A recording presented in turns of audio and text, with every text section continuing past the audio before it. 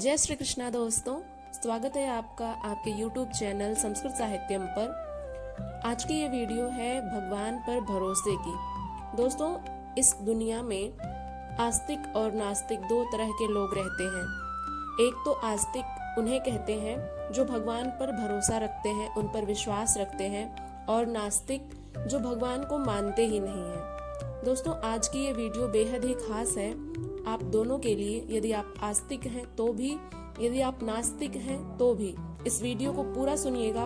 जो लोग आस्तिक हैं उनका भगवान पर विश्वास बहुत अधिक बढ़ जाएगा इस वीडियो को सुनने के बाद, और जो लोग नास्तिक हैं उनका भगवान पर भरोसा हो जाएगा।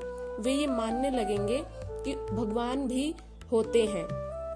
दोस्तों, पहले तो हम यह जान लेते हैं कि भगवान, इसका जो शब्द है ये इसका अर्थ क्या कहता है। दोस्तों, बचपन से ही हम यह सुनते हुए आ रहे हैं कि हमारा जो शरीर है वह पंच भौतिक तत्वों से मिलकर बना होता है। वे पंच भौतिक तत्व कौन कौन से हैं? पृथ्वी, जल, तेज, वायु और आकाश। ये 5 तत्व से मिलकर के हमारा शरीर बनता है। तो दोस्तों, ये जो भगवान शब्द है इसका हम अर्थ बताएंगे।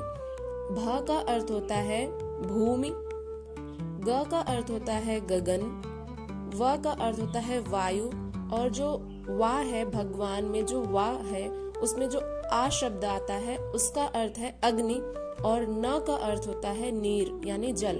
तो इस प्रकार से हमने जाना भूमि, गगन, वायु, अग्नि और नीर। पृथ्वी, जल, तेज, वायु और आकाश, यही पंच भौतिक तत्व हैं जिनसे हमारा यह शरीर निर्मित होता है। और यह जो शब्द है ये भगवान के अर्थ से निकलते हैं। ये जो पंच भौतिक तत्व है ये भगवान के शब्द जो है उसी से निकला हुआ ये अर्थ है, और हम सब उस परमात्मा की ही संतान हैं, तो हम सब में भी ये तत्व पाए जाते हैं।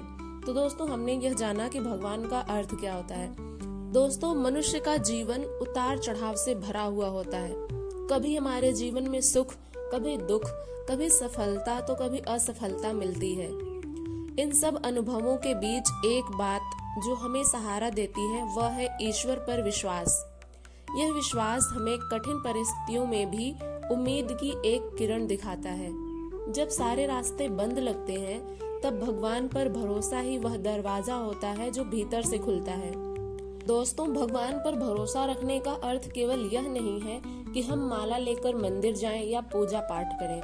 असल में ईश्वर पर विश्वास का तात्पर्य है हमें अपने जीवन के हर पहलू में यह मान लेना कि एक ऐसी शक्ति है जो हमारे भले के लिए कार्य कर रही है।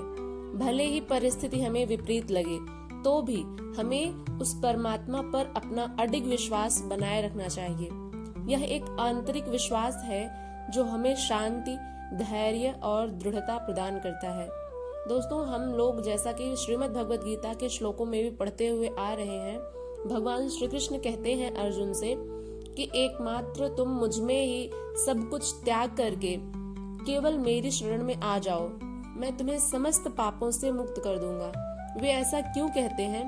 क्योंकि वे ही एकमात्र ऐसे परमात्मा हैं, ऐसी एक शक्ति है जिससे इस समस्त सृष्टि का संचालन होता है।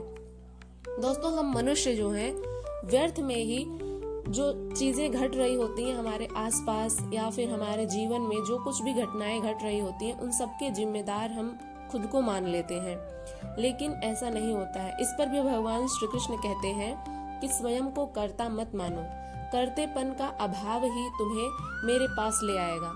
क्योंकि दोस्तों, जब हम यह मान लेते हैं कि जो कुछ भी हो रहा है वह हमारे ही कारण हो रहा है, और इसकी वजह से कभी कभी हमें अहंकार हो जाता है और कभी कभी हम बहुत अधिक निराश हो जाते हैं। जब कुछ भी बहुत अच्छा होता है या फिर बहुत खराब होता है, जब अच्छा होता है तो हमें अहंकार हो जाता है, और जब बहुत खराब होता है तो हम बहुत अधिक निराश हो जाते हैं। ऐसे में हम दोनों परिस्थितियों में हमें यह चाहिए कि हमें केवल अपने कर्म पर ध्यान देना चाहिए, और कर्तेपन का अभाव ही हमें परमात्मा की ओर ले जाता है। जब हम यह जान लेंगे कि यह सब कुछ जो कुछ भी इस सृष्टि में घटित हो रहा है वह हमारी वजह से नहीं बल्कि उस परमात्मा की इच्छा से हो रहा है, हम केवल उनके एक साधन हैं। जिस प्रकार से किसी यंत्र को रोबोट के माध्यम से चलाया जाता है, ठीक उसी प्रकार से भगवान के हम यंत्र हैं। दोस्तों, आप सबने एक प्रार्थना सुनी होगी, प्रभु आशीष दो हमको, तुम्हारे यंत्र बन जाएं।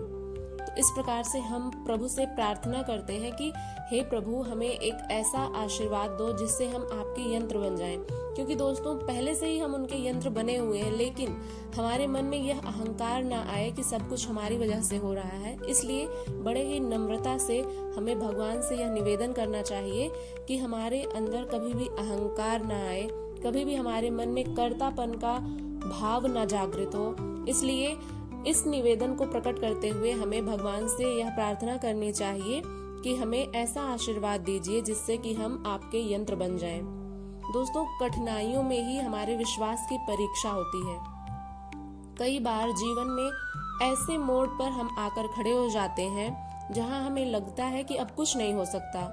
कोई अपना खो जाता है, या फिर कोई आपका व्यवसाय था जो डूब जाता है, कोई बीमारी घेर लेती है। दोस्तों, एक बहुत ही सुंदर उदाहरण हम आपको अपने जीवन का बताते हैं। इसी से संबंधित है, भगवान पर भरोसे से ही संबंधित।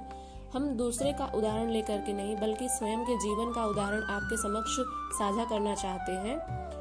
दोस्तों, जैसा कि हम आपके लिए ये वीडियोस बनाते हैं, गीता के श्लोक आप सभी के लिए शेयर करते हैं, तो इससे हमें बहुत प्रसन्नता मिलती है और कहीं ना कहीं हमें यह लगता है कि हम ईश्वर से जुड़े हुए हैं। इसलिए हमें यह सब अच्छा लगता है।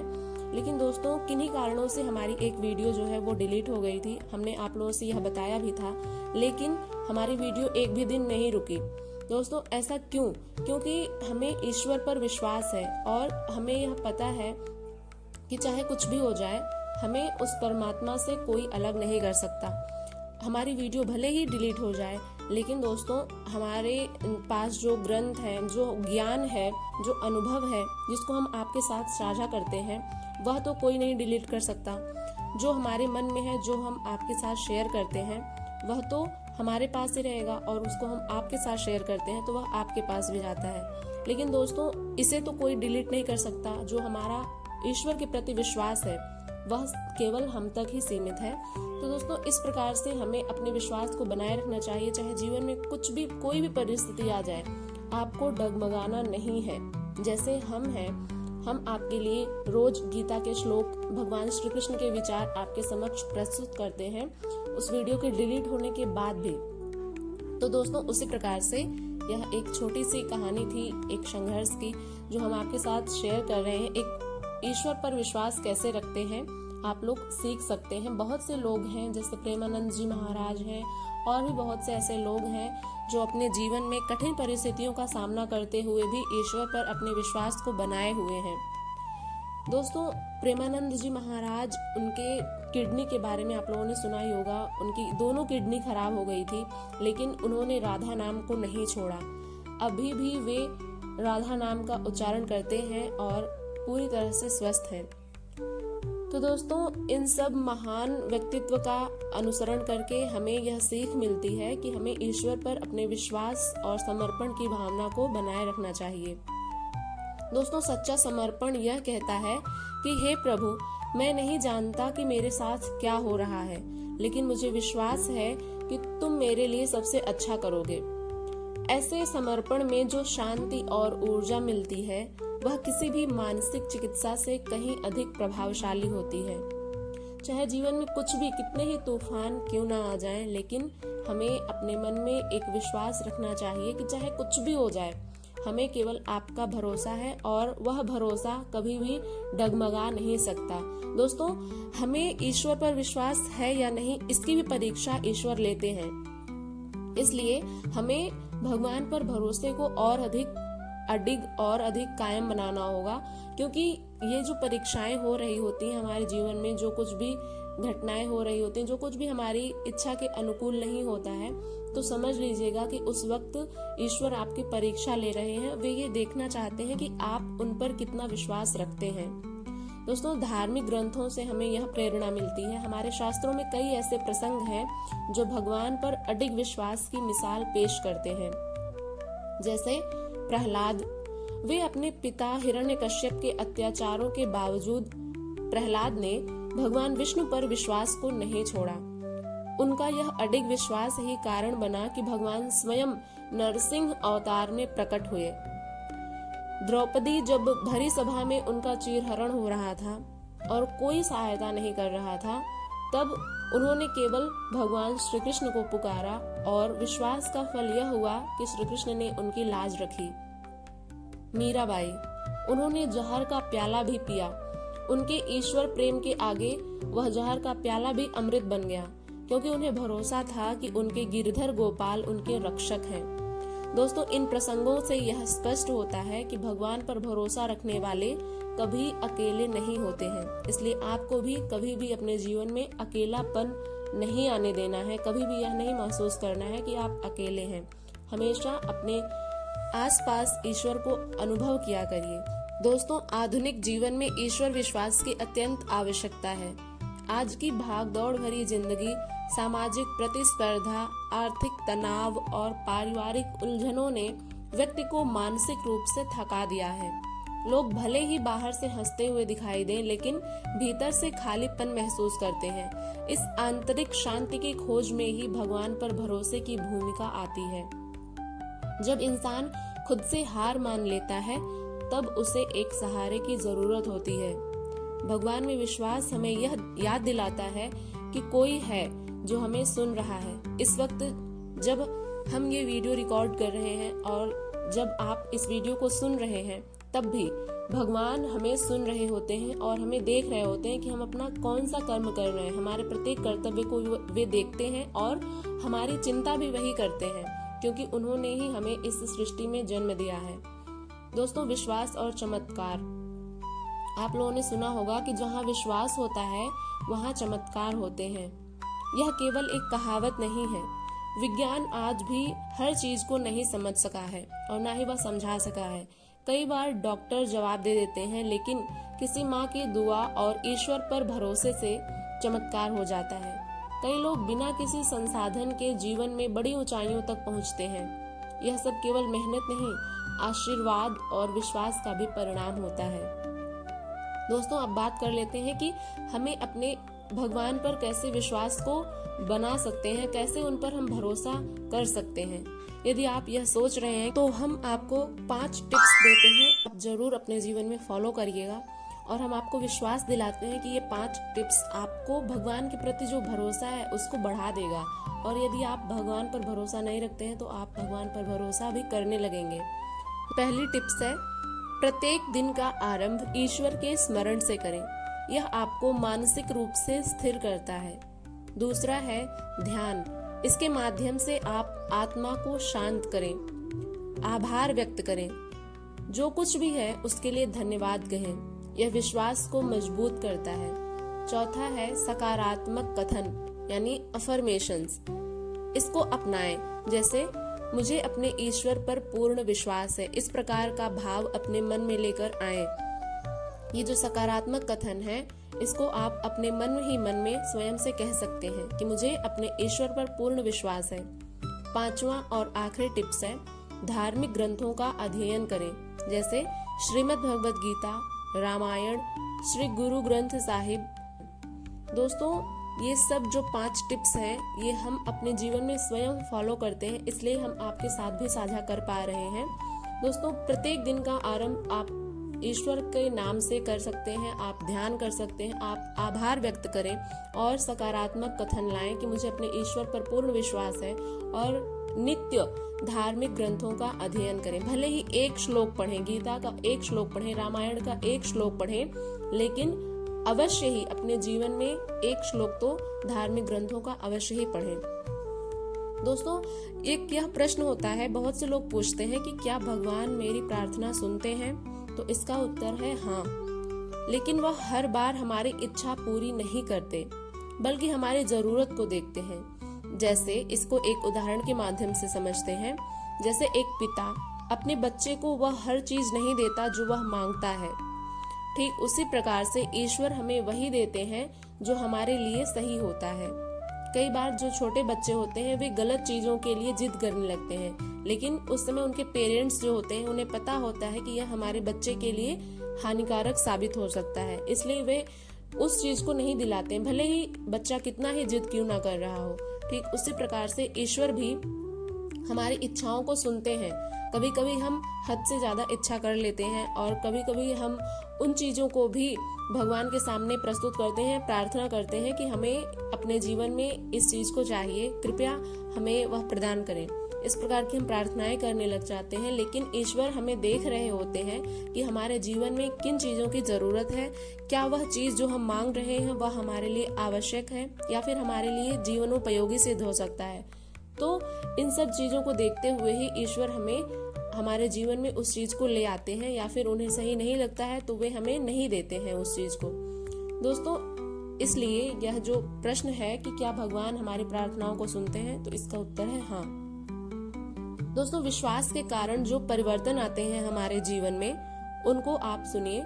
उससे क्या होता है कि जब हम ईश्वर पर भरोसा करना शुरू करते हैं तो हमारे जीवन में कई तरह के बदलाव होते हैं। जैसे हमारी चिंता जो है वह कम होने लगती है, क्योंकि हमें पूरी तरह से ईश्वर पर विश्वास हो जाता है। हम सरेंडर हो जाते हैं ईश्वर पर कि जो कुछ भी हो रहा है वह आपकी वजह से हो रहा है, आप ही वह सब कुछ करवा रहे हैं, हम केवल आपके एक साधन मात्र हैं। तो ठीक इसी प्रकार से हम अपने कर्म को करने लगते हैं और उसके परिणाम की चिंता नहीं करते हैं। इस प्रकार से हमारे जीवन में जो चिंता होती है वह कम हो जाती है। निर्णय लेने में स्पष्टता आती है। हम अपने जीवन के निर्णय को स्पष्ट रूप से और कॉन्फिडेंट के साथ ले सकते हैं।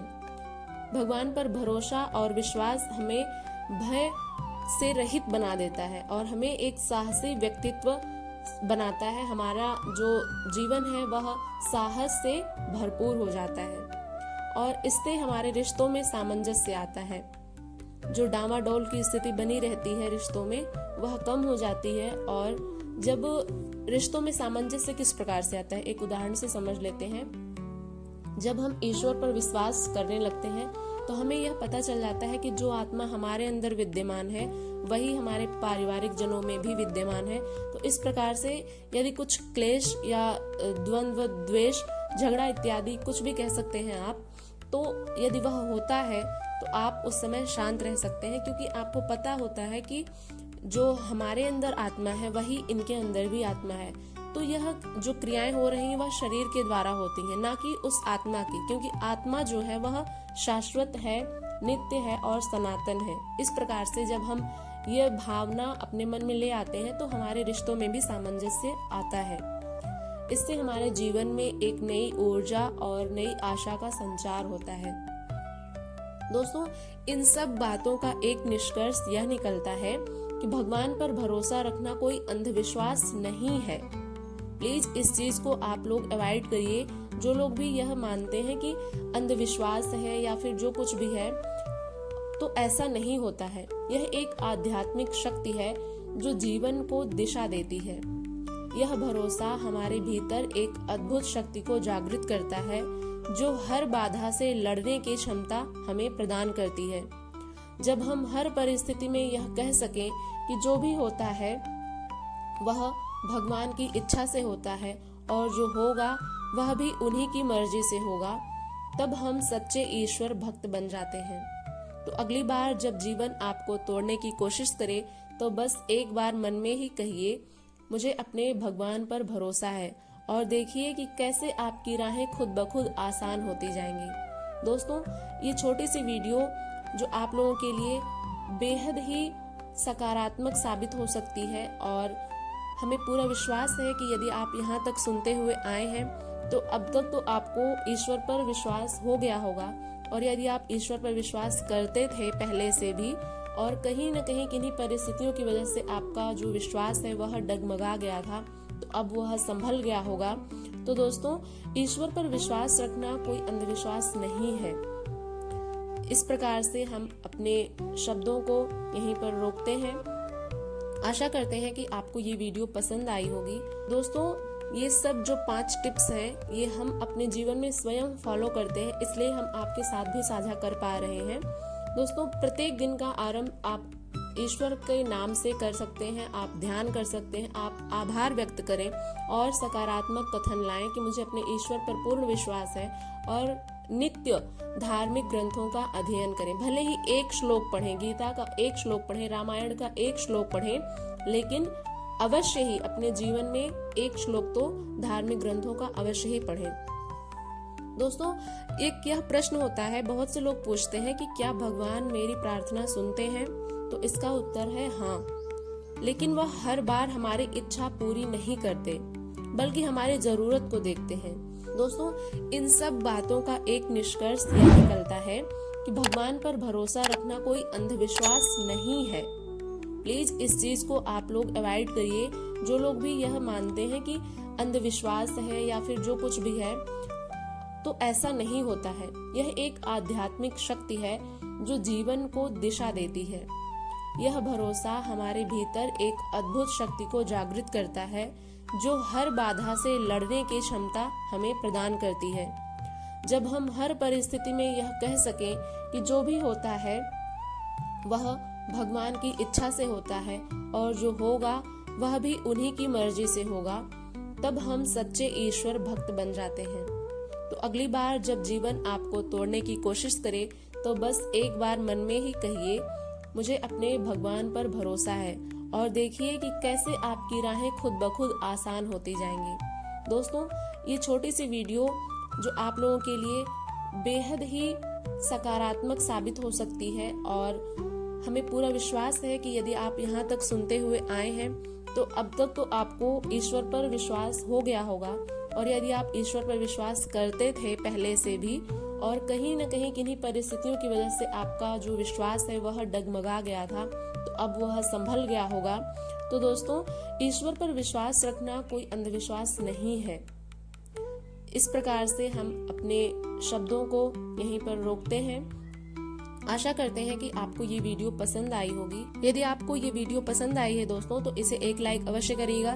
चैनल पर पहली बार आए हैं तो इसे सब्सक्राइब भी अवश्य कर लीजिएगा। बेल आइकन को प्रेस करिएगा ताकि इसी तरह की जो नॉलेजेबल वीडियोस हैं वह आपके लिए जब हम अपलोड करते हैं तो सबसे पहले आपके पास नोटिफिकेशन जाए और आप उसे सुन सकें, और आपके जीवन में एक बेहतर सकारात्मक अनुभव हम प्रदान कर सकें, ऐसा हमारा पूरा प्रयास रहता है। दोस्तों, इस वीडियो को अधिक से अधिक लोगों तक शेयर करिएगा। कमेंट करके बताइएगा कि आपको इससे क्या सीख मिली, और आप यह भी कमेंट कर सकते हैं कि अगला वीडियो जो है वह किस टॉपिक पर बने। आप लोग जिस पर कमेंट करेंगे हम उस पर वीडियो बना देंगे। चलिए दोस्तों, मिलते हैं किसी अन्य टॉपिक के साथ। तब तक के लिए हंसते रहिए, मुस्कुराते रहिए और अपना ध्यान रखिए और ईश्वर पर अपने विश्वास को बनाए रखिए। जय श्री कृष्णा।